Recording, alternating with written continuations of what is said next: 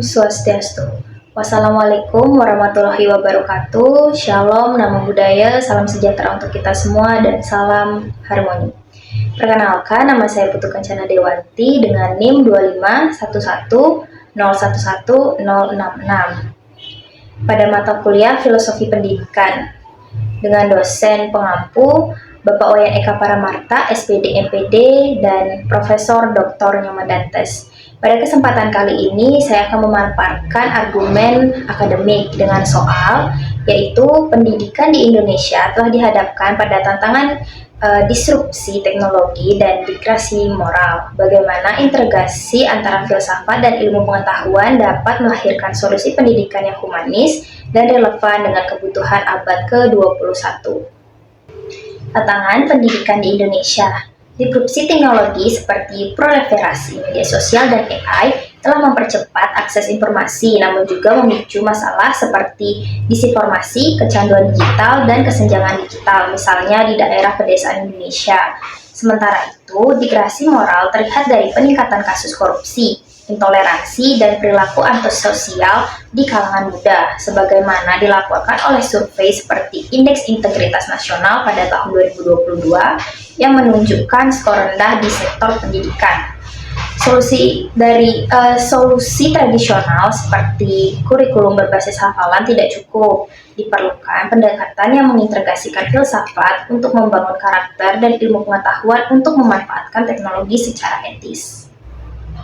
Integrasi filsafat dan ilmu pengetahuan sebagai solusi.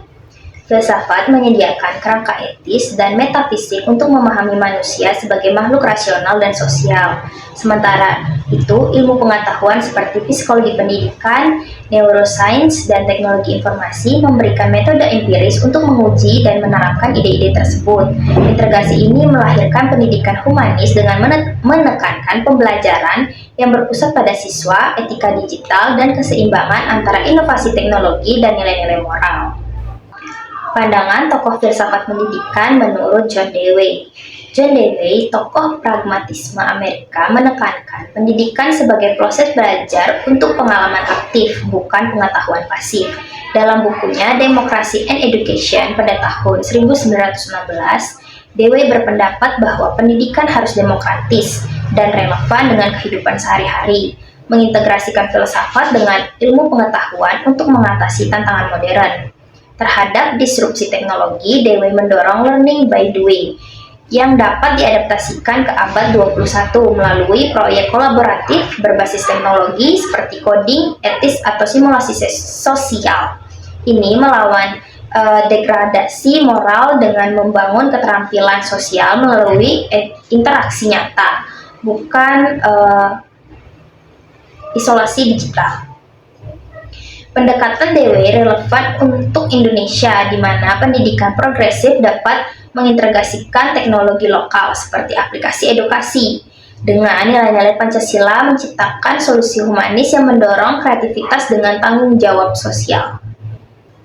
Kemudian, pandangan tokoh filsafat pendidikan yang kedua yaitu Paulo Freire.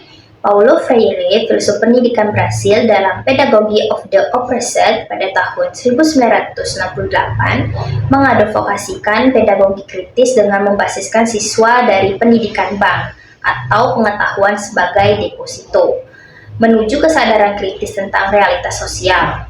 Freire mengintegrasikan filsafat Marxis dengan ilmu sosial untuk melawan opresi, termasuk degradasi moral akibat kapitalisme digital.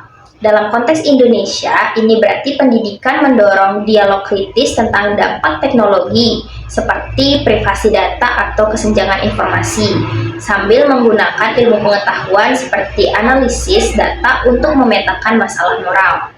Freire menekankan humanisme dengan menetapkan siswa sebagai subjek aktif, bukan objek, sehingga relevan dengan abad ke-21 melalui pendidikan inklusif yang mempromosikan empati, keadilan sosial, mengatasi degradasi moral melalui refleksi etis terhadap teknologi.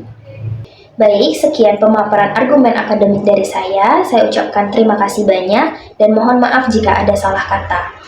Saya tutup dengan Paramasanti. Om Santi Santi Santi Om dan salam harmoni.